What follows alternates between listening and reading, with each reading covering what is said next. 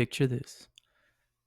You get home, you take a seat, you turn on the telly to watch a sports game, any sport, or any team sport.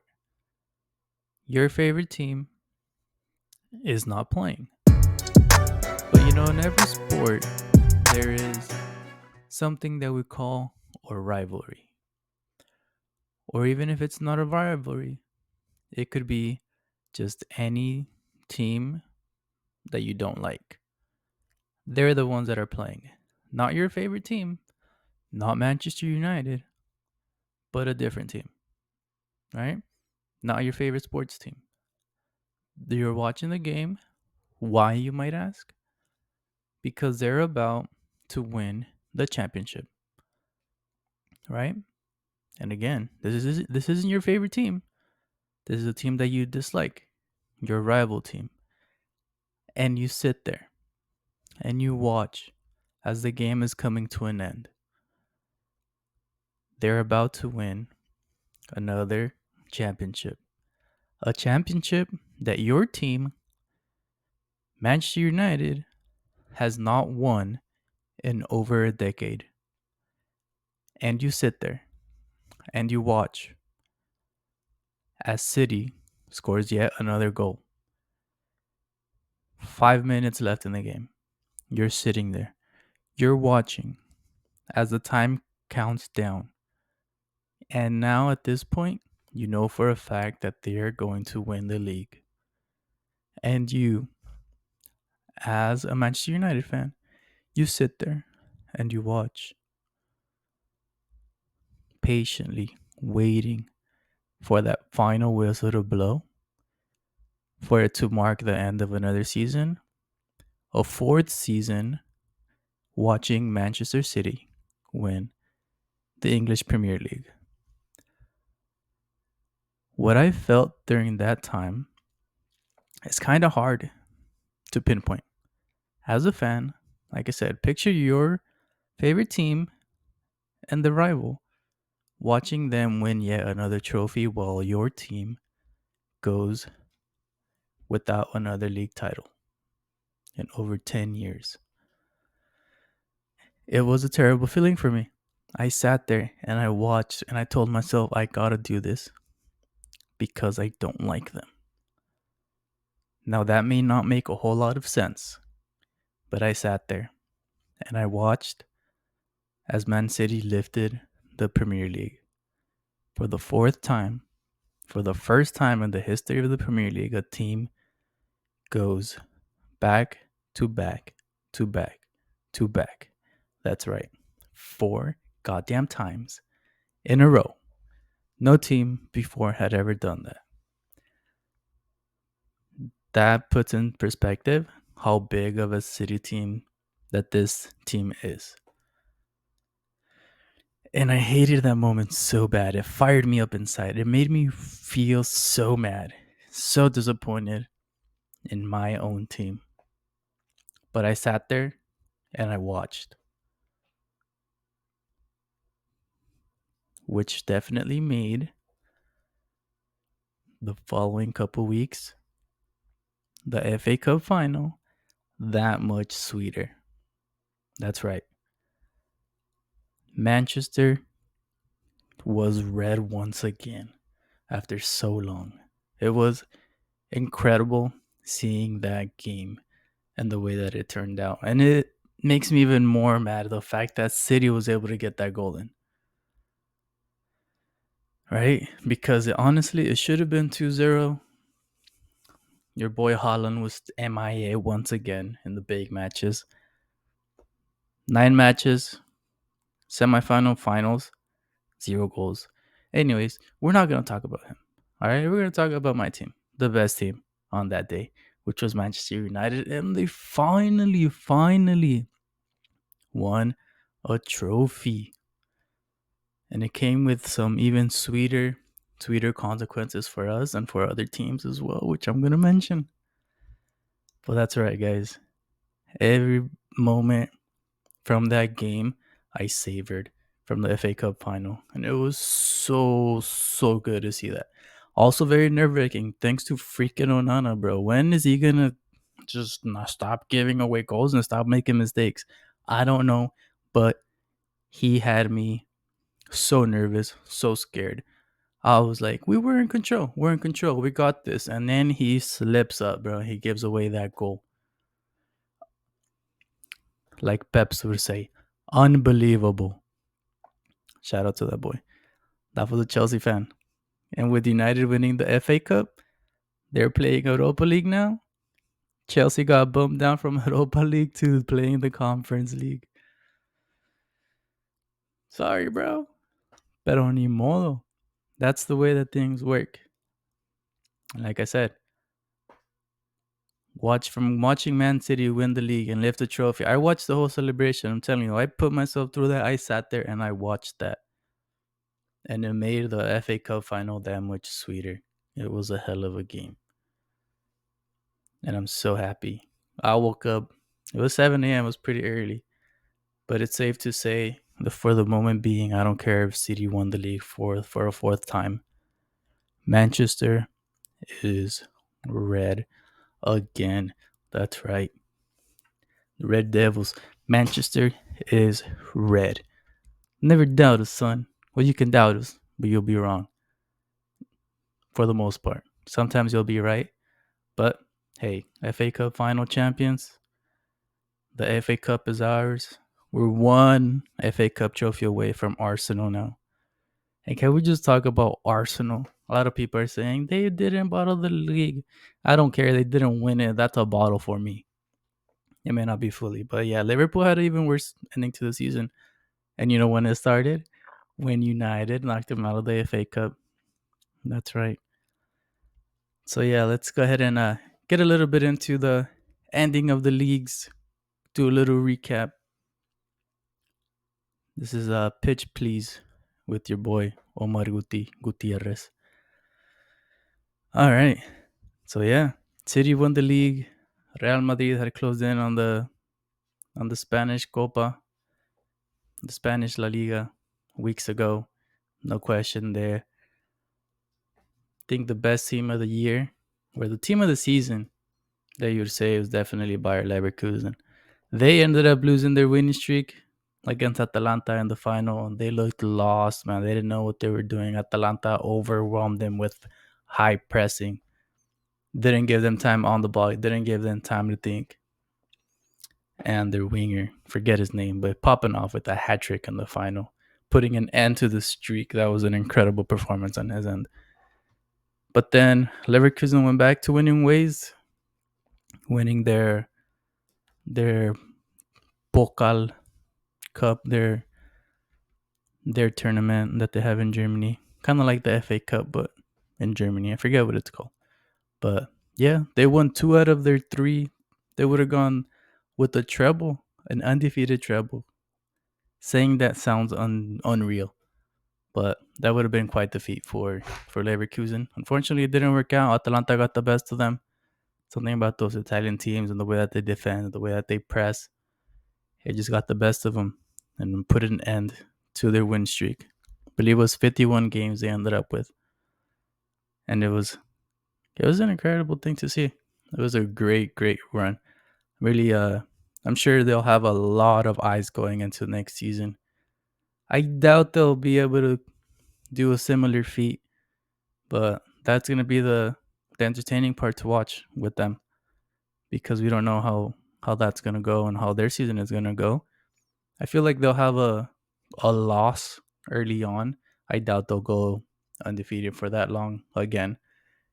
Which if they do, and imagine them beating their own record from the last season, that would be insane. And I think that would catapult Xabi Alonso as a coach into the next level if he's already not there. But yeah, that would be incredible to see. Yeah, leagues are wrapping up. That's Europe. Let's get a little touchdown on the Liga MX, bro. That final. So the final was America, Cruz Azul, 2 trash ass teams. Trash ass finals. They were boring. I thought they were boring. And it might just be my Pumas fan talking about that, but I don't know. There's been way more exciting finals than this one, and for them to win it off a very very questionable penalty. I mean, how else is America gonna win? You know, a lot of people are like, yeah, you guys are just hating like Inter, whatever. Chill out, chill out. You're not Real Madrid, all right? You're not Real Madrid. Yeah, you have 15 league, but aside from Argentina, I don't think there's a team that has won. Well, okay, maybe Real Madrid because everybody questions the titles that they've won, right?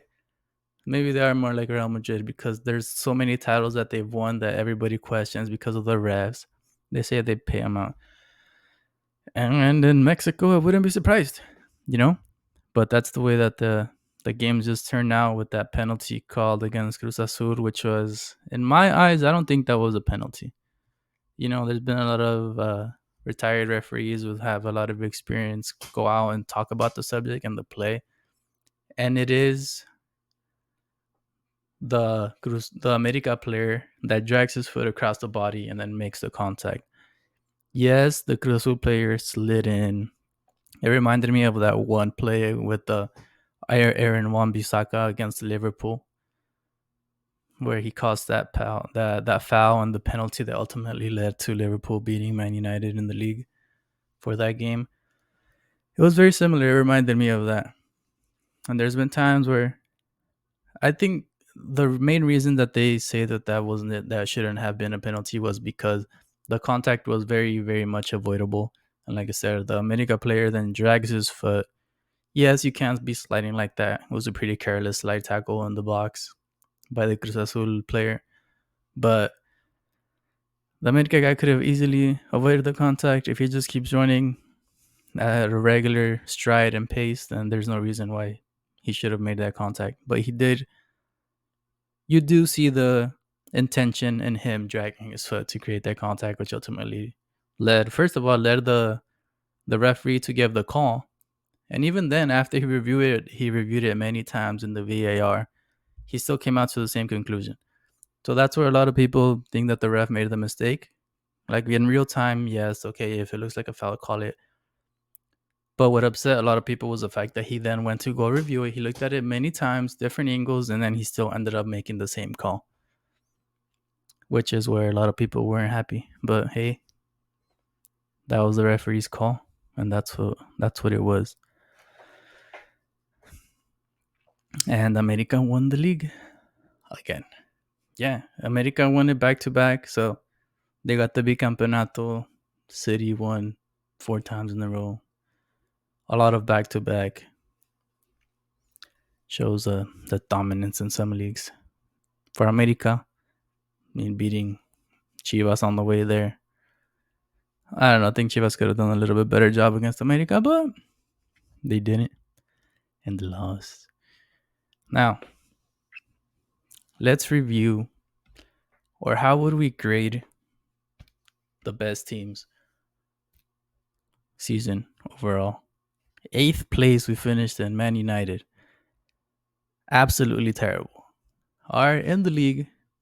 It's like a tale of two chapters, right? It's like two different stories are being written at the same time. One for the league, one for the cup, and another one for the Champions League, which that was like a 2-page freaking chapter, bro, because it was just a group stage and then it got booted to the hell out. Not even enough to play Europa League. But at the end of the day, I think that helped for them finish the way that they did with the FA Cup, which was a really great run. Like I said, beating teams like Liverpool on the way, and then ultimately beating one of the best teams in the world in the FA Cup final, which again is no easy feat.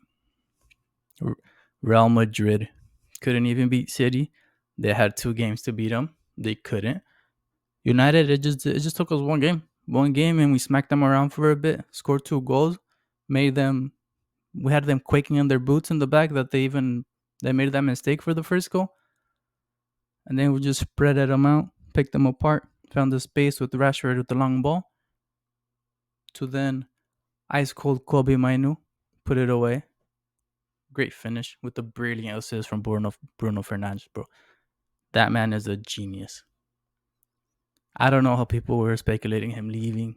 I don't know if that came from him or who it came from, but I don't know. But we absolutely cannot get rid of him. Absolutely not. We would be insane to get rid of a player like him. And it's funny because a lot of the commentators are like, "Oh, he shot it and he scuffed it. It was a scuffed shot that ended up going to my new bro." No, it was not. This man saw him.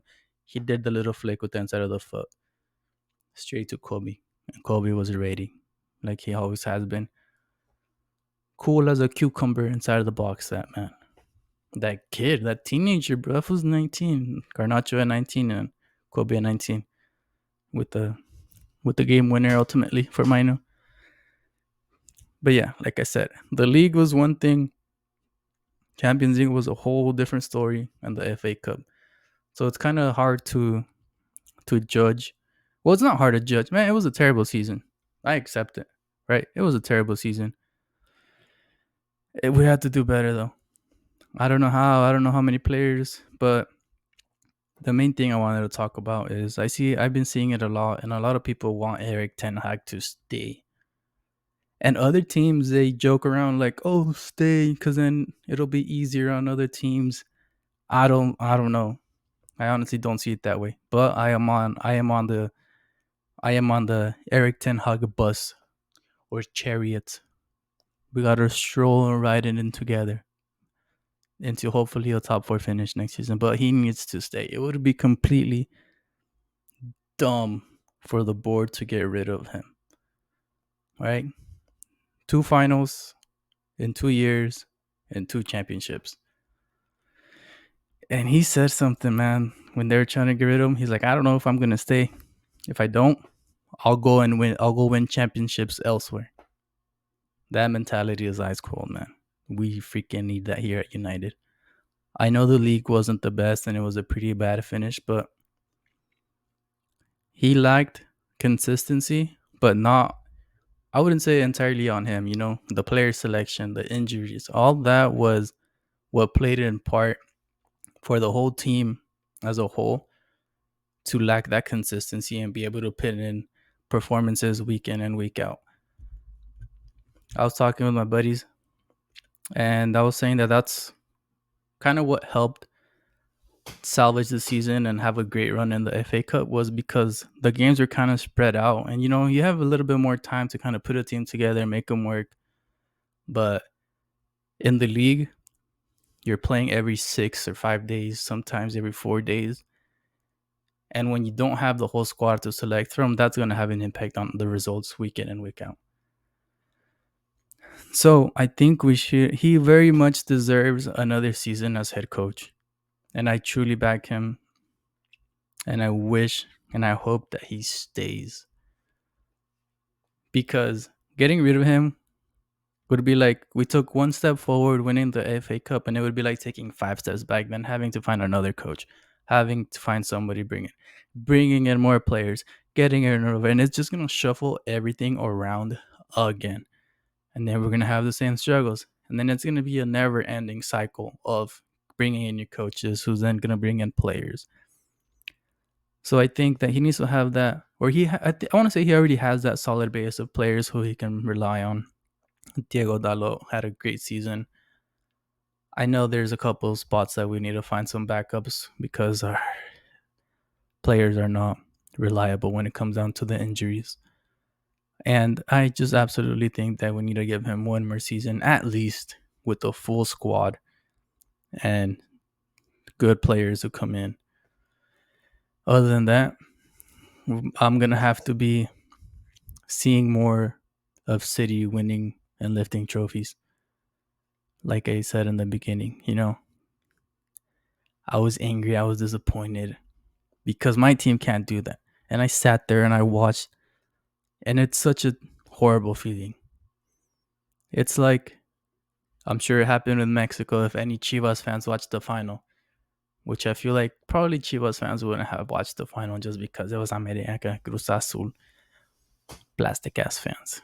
Nah, I don't know if that's plastic, but it's like if the Chivas fans sat there and watched America lift the trophy, right? Or if Liverpool would sit there and watch United lift that FA Cup trophy. Or who else? Like if the Angels Angels fans would sit there and watch the Dodgers win the World Series. Like if the Anaheim Ducks, getting into hockey now, I don't know how many of you follow hockey, but Anaheim Ducks, LA Kings, right? It's like you're watching that rival team. If you're a Cowboys fan, NFL, literally watching any other team win. Shout out to my Cowboys fans. Just kidding. They suck. Anyways, right?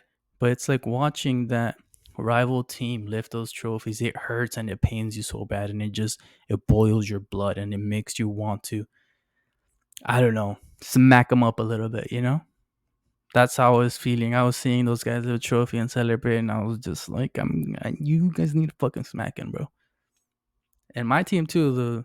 We already talked a little bit, but my team needs that smacking around to wake the hell up and do something about it. You know, that's how I felt. Crazy enough, right? The night before the FA Cup final, I got all tucked in into my bed, slid into the bed, went to sleep. I dreamt about the freaking game, man. I had a dream of Manchester United against Man City, and I was freaking playing in it. True story. I was playing in it. I was playing in that center midfield, feeling a little Paul Scholes-esque, and we were getting the crap smacked out of each other, or out of us. Pardon me. We were getting smacked up by Man City, and I was playing in it.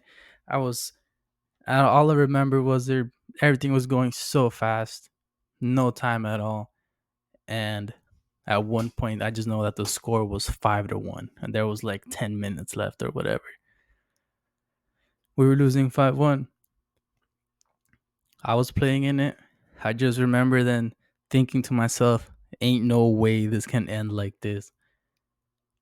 And in those last like 5 to 10 minutes, I was just hustling. I was trying, and I did everything I could to get a couple goals back.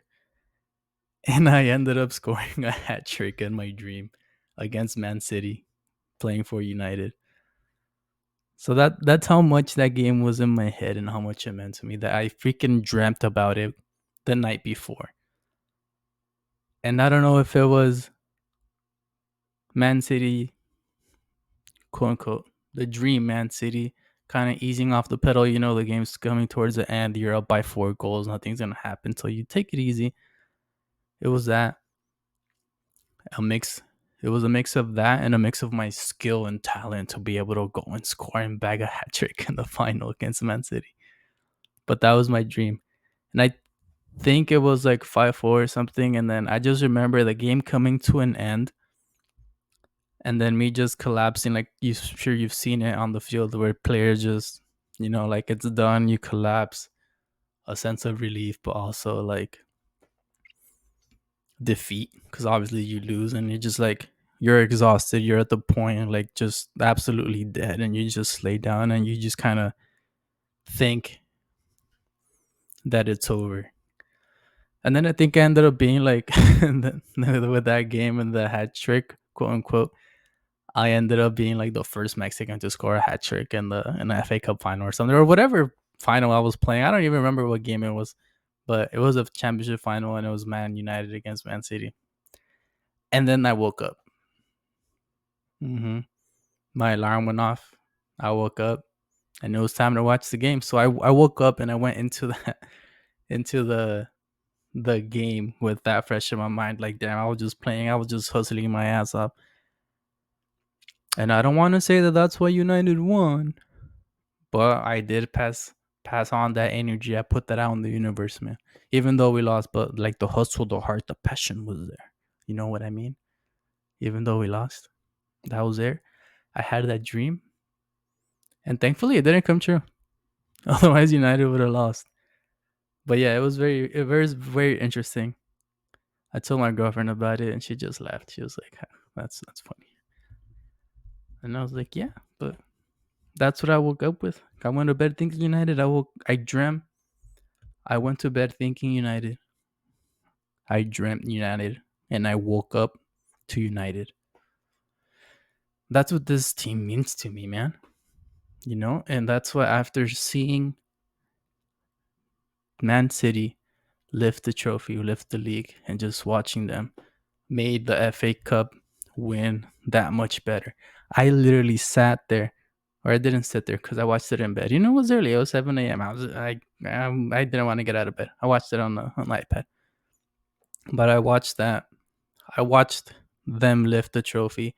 I watched the interviews. I watched all the celebrations. I watched the all the pundits talking about the game and how it happened. I really, really, really took that in because it had been so long, so long since we've had that feeling, that winning feeling.